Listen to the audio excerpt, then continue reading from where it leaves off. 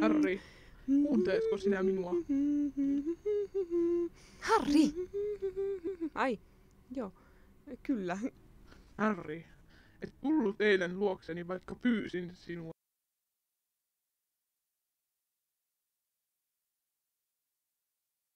Mhm.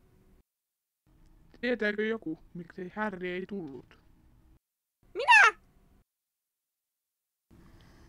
Olit siis leikkimässä ystäviesi kanssa, vaikka sinun piti tavata minut.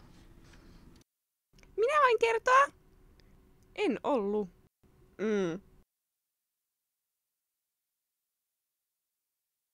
Ei sir, minä unohdin.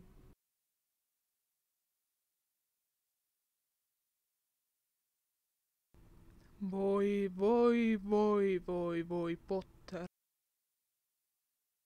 Unohdin vahingossa. Anna anteeksi.